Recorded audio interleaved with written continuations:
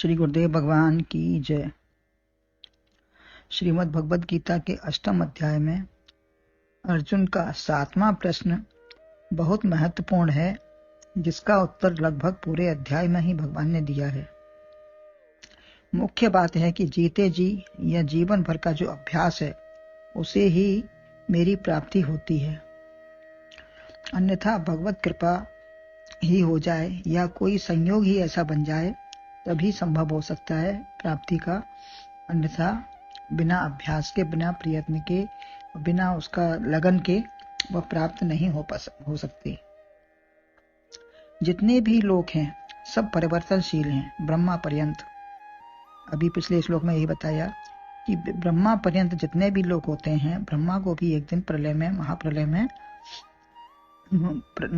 लुप्त होना पड़ता है। परंतु मामुपेत्य तो कौन्तेय पुनर्जन्म विद्यते। पहले भी कहा मामुपेत्य दुखालय शाश्वतम, मुझे प्राप्त करके पुनर्जन्म नहीं होता। यह पुनर्जन्म तो दुख का घर है। अविनाशी को प्राप्त करना ही जीवन लक्ष्य और सबसे बड़ी उपलब्धि है। अविनाशी को प्राप्त हो जाए यही हमारा जीवन लक्ष्य है और यही सबसे बड़ी हमारी उपलब्धि है। यम प्राप्त न निवर्तन्ते, वही अव्यक्त अक्षर मेरा स्वरूप या तुम्हारा स्वरूप है, परम धाम है। यह कैसे प्राप्त होता है 22 में बताया है। यद्यपि यह परमात्मा सर्वत्र है, फिर भी इसकी प्राप्ति अनन्य भक्ति से ही होती है। अनन्य जहां दूसरा ना रहे, है तो अपना स्वरूप ही। दिल में है तस्वीर यार की, गर्दन झुकाई देख ली। गर्दन झुकानी पड़ेगी तभी हमें दिखाई देगी, अकड़कर चलने में दर्शन नहीं मिलेगा। सिर झुकाओ कैसे? भक्तिया खाली नियम पूरा करने से नहीं होगा कि हमने अपना रोज नित्य का नियम पूरा कर लिया, इतनी माला, इतना जाप, इतना पूजा पाठ जो करना था वो कर लिया, बाकी हमारा दिन भर फ्री है, खाली है। यद्यपि संसारी बातों से तो अच्छा है, क्योंकि वो समय भगवान के लिए निकला है तो अच्छा है। घंटी हिलाना, भोग लगाना, श्रृंगार पूजा आदि बाहर पड़े हुए भगवान को खिलाते सेवा करते हो, अंदर का करो। बाहर भगवान हैं उनकी सेवा कर रहे हो तुम, लेकिन जो अंदर बैठे हैं उनकी सेवा करो। जैसे पूजन फोटो का करते रहो। पति पुत्र को न पूछो तो व्यक्ति अति प्रिय है, उसको न पूछो। जो व्यक्ति हमको अति प्रिय है उसको हम पूछे नहीं, उसकी फोटो की पूजा हम कर रहे हैं। केवल मूर्ति पूजा या फोटो पूजा से न काम चलेगा। अंदर वाले को क्रोध करके जलाए डालते हो, वह सिकुड़ गया है।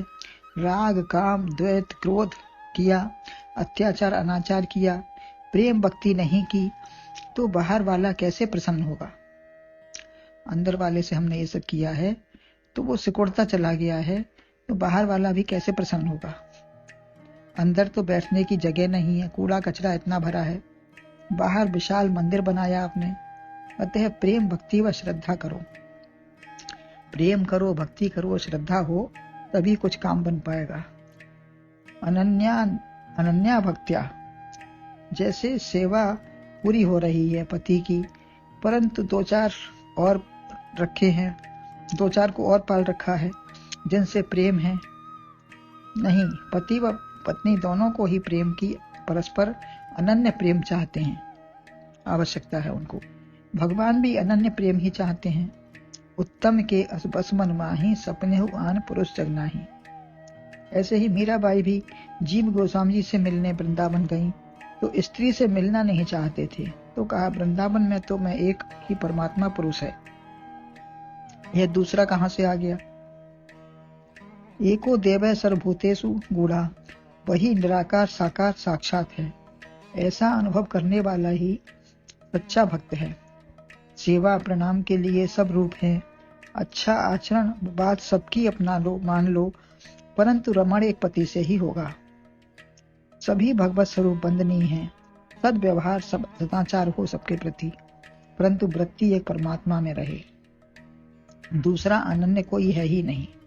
सबके आधार अधिष्ठान परमात्मा को प्राप्त करना है।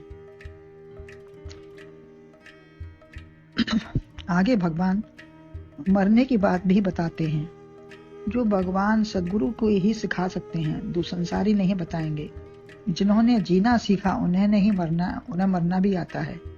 मन इंद्रियों को जीतने वाला ही जीता हुआ है, अन्यथा शव है। जिन्होंने अपनी मन इंद्रियों को नहीं जीता वह जीते हुए भी शव के समान है, मृत के समान है। मार्ग व काल की बात कहते हैं। आगे 2 श्लोकों में मार्ग बताते हैं कौन सा मार्ग है और काल क्या किसका है, कैसा है। तो 23वां श्लोक है, यत्र काले त्वना वृत्ति मा वृत्तिम च वियोगिनः प्रयाता यान्ति तम कालम वक्ष्यामि भर्तर्षभ। वह काल सुन तुम त्याग जिसमें लौटते योगी नहीं, वह भी कहूंगा काल जब मर लौट कर आते यही। अन्वय है, भर्तर्षभ यत्र काले प्रयाता योगिनः तो न वृत्तिम च आवृत्तिम एव यान्ति तम कालम वक्ष्यामि।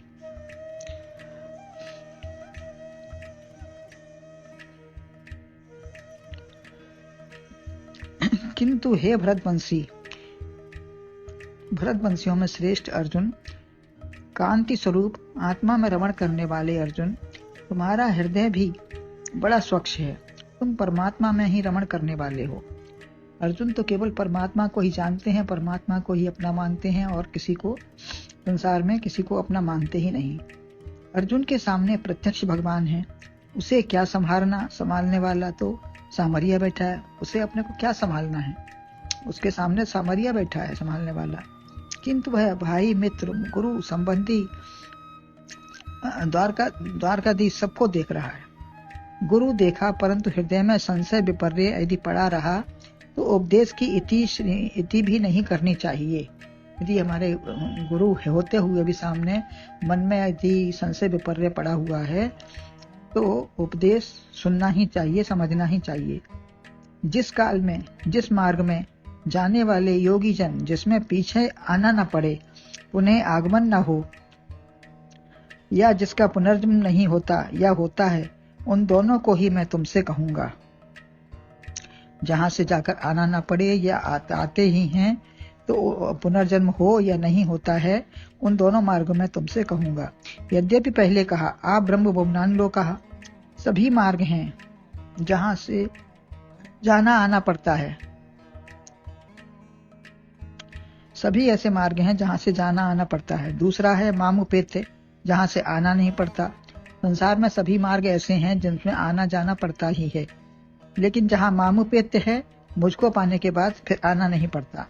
तो 3 प्रकार के लोग हैं। कौन से हैं? तीसरा है जिनसे बार बार कहना पड़ता है, बार बार कहो, समझाओ, बताओ, तब उनकी समझ में आ गया तो आ गया।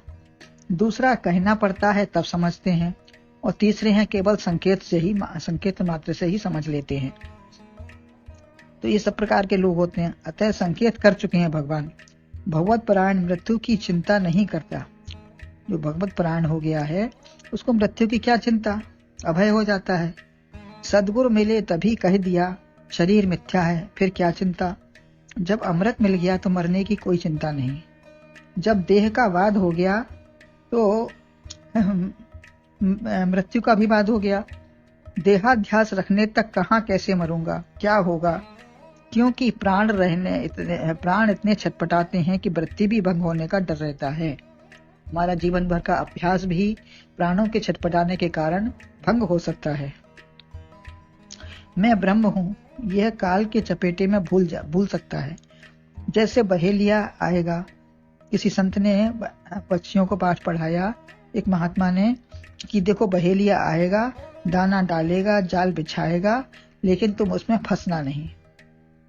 तो पक्षियों ने वो पाठ याद तो कर लिया, लेकिन बहेलिया आया और उसने एक दिन जाल बिछाया, सब और दाना खाया, दाना फंसे उसमें और फंसे पड़े हैं उसमें। तो पाठ को रटने से, पढ़ने से कोई फायदा नहीं होगा जब तक उस पर अमल नहीं किया जाए, विचार न किया जाए। तो उसको पक्षियों की तरह हम भी अपने को फंसे पड़े हैं सब माया मोह में। अनेक विषय दुख द्वंद्व फैले हैं, देहाकार वृत्ति है। काल आएगा, मन विषयों में जाएगा, परंतु फंसना नहीं। दिन रात जाप करते हो, फिर भी जाल में फंसे जाते हो। तो ये अनुभूति साबित नहीं होती जब वाणी का ही विषय न रहे। इसीलिए सन्यासियों का नाम बदल दिया जाता है। सन्यासी जब बन जाते हैं तो उनका नाम बदल दिया जाता है। लिखने सुनने व कहने से उसी की पुनरावृत्ति होती है। जो बार बार लिखोगे, पढ़ोगे, सुनोगे, विचारोगे, मनन करोगे तो उसी की पुनरावृत्ति होगी। यह याद रहे, मैं शरीर नहीं, ब्रह्म रूप आत्मा हूँ।